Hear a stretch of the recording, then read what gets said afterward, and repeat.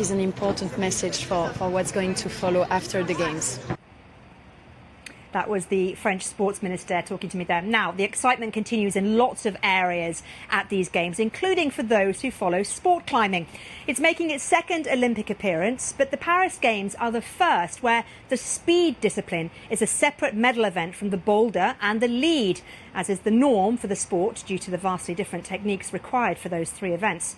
Now look at this rather spectacular setting which spectators get to enjoy. Isn't that absolutely beautiful? And they climb up there, some of them as fast as they can, others it's much more technical. Well, someone who knows a bit about this is John Garside, Acting Head of Performance for the British Mountaineering Council. He's here with me now. John, it's lovely to talk to you. And Team GB has done phenomenally well, haven't they? Tell me a little bit about who's gone forward to those finals. Yeah, we've done incredibly well. So we've got Hamish MacArthur and Toby Roberts.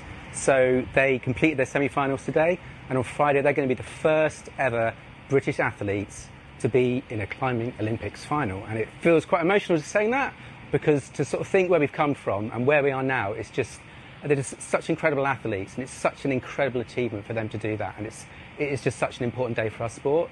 And then tomorrow we've got Molly Thompson-Smith and Erin McNeice, and they'll be finishing their semi-finals, and hopefully maybe we'll have more British athletes in the final, and their final is on Saturday.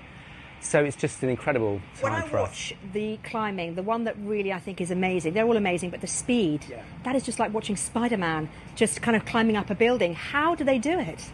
I mean, yeah, just sort of really capture the imagination, doesn't it? Like humans moving really quickly.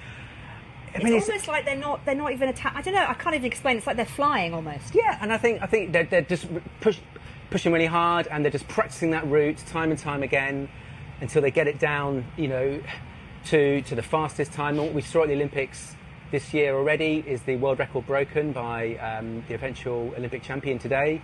And then also we've got the men speed final tomorrow, and Sam Watson competing, and he's done it in 4.75 seconds.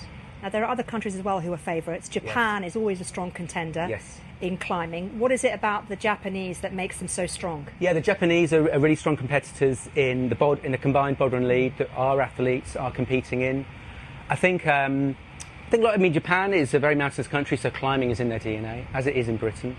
And also their network of gyms, their climbing gyms, just have a really, really high standard. So they're just sort of bringing people through who are used to climbing at a very high level as well. I wonder whether in the UK that is now starting to happen, given that we've seen these events at the Olympics now for 2 Olympics. How much inspiration do you think that provides for the future for Team GB? Oh, just incredible. Yeah, I mean, there's been such a massive growth of climbing in the UK, especially with bouldering gyms, and I think it's because it plays to our sense of play, fun, enjoyment, very sort of sociable activity.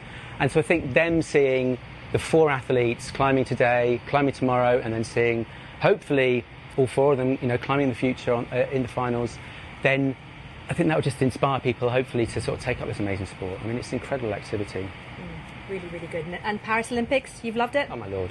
Oh yeah, it's great. I mean, they put a great show on. And the stadium, I mean, the crowd, obviously they get behind the French, of course they do, but they just give massive cheers for all the athletes. It's just an incredible atmosphere, and they've put on an absolutely brilliant games, and it's a brilliant stadium to showcase our sport. Whenever sort of people come there, they're just wowed by it. I've spoken to lots of other people from sports and Team GB who've seen it today, who are really taken by it, who are just inspired, as I can see you are as well. Fantastic. Thank you very much, John. Good to talk to you, John. Thank you very much for that. Before I